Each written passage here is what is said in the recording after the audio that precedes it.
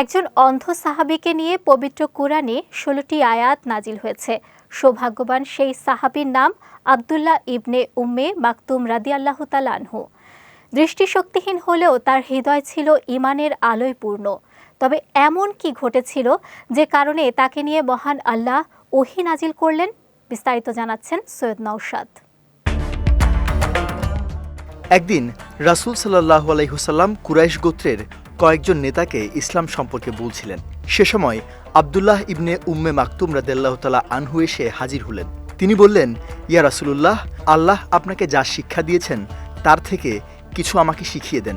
রাসূল সাল্লাল্লাহু আলাইহি ওয়াসাল্লাম একটু বিরক্ত বোধ করলেন, তবে তার কথায় কোনো গুরুত্ব না দিয়ে কুরাইশ নেতাদের সঙ্গেই কথা চালিয়ে গেলেন।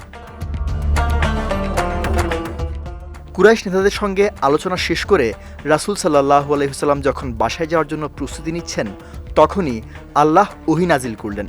মহান আল্লাহ বলেন, সে ভ্রু কুঁচকে মুখ ফিরিয়ে নিল, কারণ তার কাছে এক অন্ধ এসেছিল। তুমি ওর সম্পর্কে কি জানো?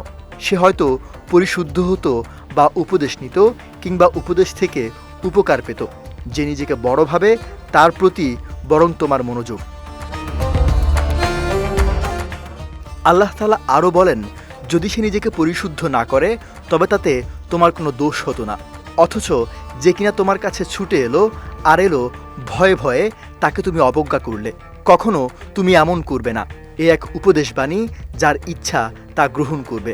এটা আছে মহান, উচ্চ মর্যাদাশীল পবিত্র কিতাবে, যা এমন লিপিকারের হাতে লেখা যে সম্মানিত ও পূতচরিত্র। ধর্ম নিয়ে জানার আগ্রহের কারণে আল্লাহ আব্দুল্লাহ ইবনে উম্মে মাকতুম রাদিয়াল্লাহু তাআলা আনহুকে মর্যাদা দিয়ে কোরআনের আয়াত নাজিল করেছেন। এরপর থেকে রাসূল সাল্লাল্লাহু আলাইহি ওয়াসাল্লাম আব্দুল্লাহ ইবনে উম্মে মাকতুম রাদিয়াল্লাহু তাআলা আনহুকে খুব সম্মান করতেন। তিনি এলে ডেকে কাছে বসাতেন, কুশল জিজ্ঞেস করতেন এবং কিছু প্রয়োজন থাকলে তা পূরণ করতেন।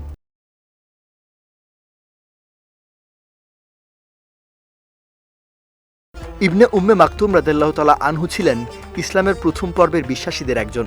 মক্কার অন্যদের মতো তিনিও কুরাইশদের উৎপীড়নের শিকার হয়েছিলেন। সেসব জুলুমেও তার ঈমান কখনো দুর্বল হয়ে পড়েনি। তিনি এবং মুসআব ইবনে উমাইর রাদিয়াল্লাহু তাআলা আনহু সাহাবীদের মধ্যে সর্বপ্রথম মদিনায় হিজরত করেন। সৈয়দ নওশাদ, বিজয় টিভি, নিউজ ডেস্ক।